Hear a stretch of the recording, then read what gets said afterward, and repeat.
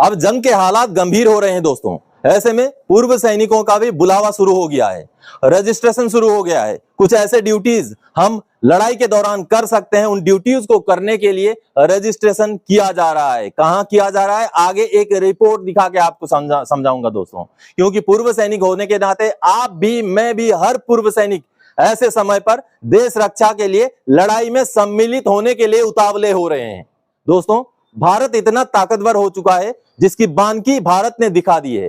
पिछले रात दुश्मनों का जो मिसाइल का अटैक था, उनका जो ड्रोन का अटैक था, उनका जो फाइटर जेट का अटैक था, उसको आकाश में ही, आसमान में ही ध्वस्त कर दिया गया।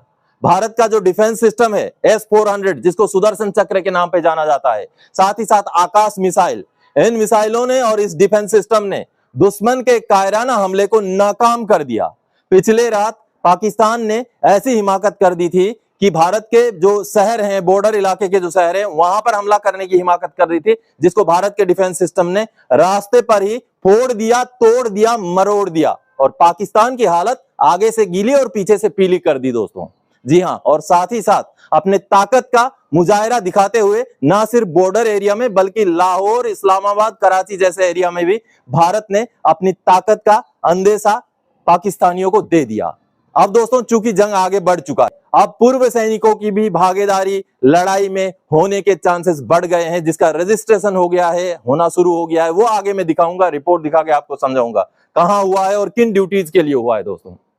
तो ऐसे में सबसे पहले तो आप इत्मीनान रखिए, हम मजबूत हाथों में हैं, हमारे हाथ मजबूत हैं, हमारी सेना मजबूत है, हमारा डिफेंस सिस्टम मजबूत है, जिसको पिछले रात भारत के डिफेंस सिस्टम ने साबित कर दिया दोस्तों। साथ साइबर अटैक से भी बच के रहें।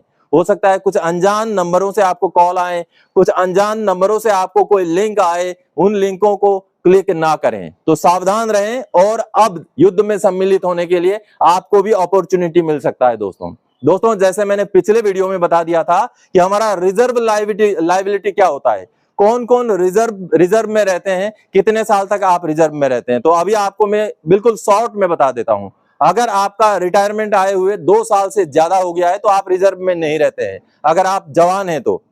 और अगर जेसीओ हैं तो अगर 5 साल से ज्यादा आपका रिटायरमेंट आया हुआ हो गया तो आप रिजर्व में नहीं है। ऐसे में आपको बाय ऑर्डर नहीं बुलाया जाएगा। लेकिन दोस्तों, हमारे दिल में फीलिंग तो है, आज भी हम चाहे कितने भी उम्र के हो जाएं, चाहे मेडिकल कैटेगरी भी हो जाएं, चाहे कुछ भी हो जाएं, लड़ाई के मैदान में जाने के लिए उतावले हो रहे हैं।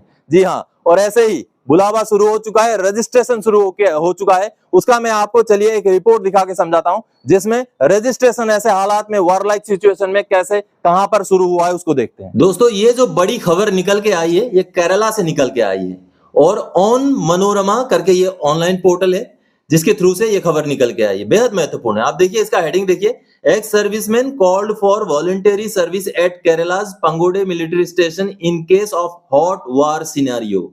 यानी कि पूर्व सैनिकों को अगर लड़ाई में गर्मा गर्मी हो जाती है, आगे लड़ाई आगे बढ़ता है, तो उनको इस मिलिट्री स्टेशन में ड्यूटी के लिए बुलाया गया है।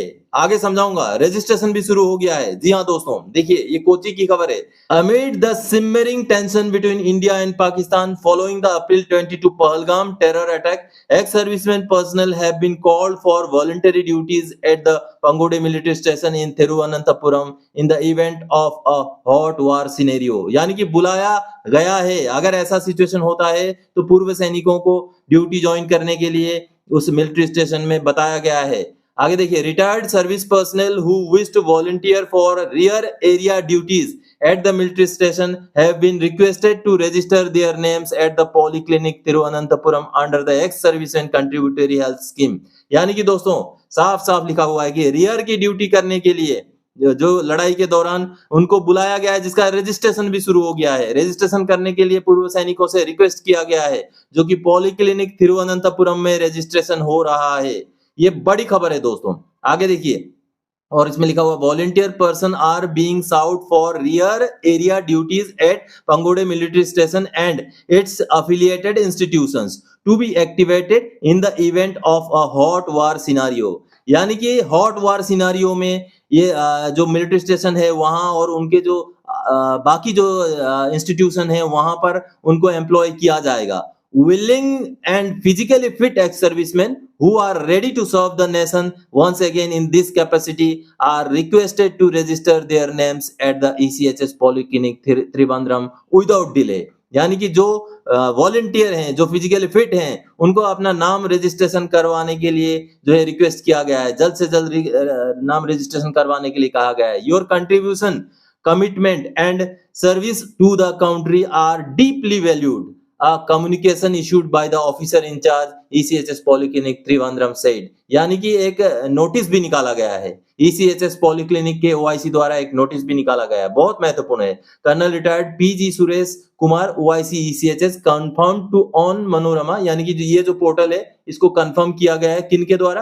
Colonel retired PG Suresh Kumar द्वारा। क्या कहा गया? That the communication was issued as per instructions from the military station, यानी कि जो उनको इंस्ट्रक्शन मिला उसी हिसाब से उन्होंने ये नोटिस निकाला है। It was issued on Tuesday, the day before the Indian military struck back a terror camp in Pakistan। ये पहले ही निकाल दिया गया था दोस्तों, ये जो नोटिस निकाला गया था। The officer said the notice has received response from many ex-servicemen, यानी कि बहुत सारे पूर्व सैनिक रजिस्ट्रेशन करना उन्होंने शुरू भी कर दिया है, रेस्पॉन्स मिलना शुरू हो गया है। Missive is seen by military observers as part of the forces preparedness in case of the escalation of the tension on the border। यानी कि जैसे ही अगर लड़ाई और आगे बढ़ती जाएगी तो ये एक बहुत बड़ा महत्वपूर्ण कदम है। In military parlance, rear duties refer to non-combatant roles that support the frontline troops, the duties including functions relating to disaster management, logistic, administration and medical care। Those selected are deployed for such duties। Usually in the event of serving, military personnel have to be moved for other operations। यानी कि जब service वाले आगे दूसरे operation में आगे बढ़ेंगे तो उनके ड्यूटीज या जो रियर में ड्यूटीज होते हैं उनको करने के लिए बुलाया जाता है। An office bearer of the Kerala state ex serviceman league on condition of anonymity said that a similar missive was issued during the 1971 Indo-Pak war, but there was no such communication during 1999 Kargil operations। यानी कि ऐसा ही जो है message, ऐसा ही पूर्व सैनिकों को employ करने का काम 1971 की लड़ाई में हुआ था, लेकिन 1999 के कारगिल के लड़ाई में नहीं हुआ था।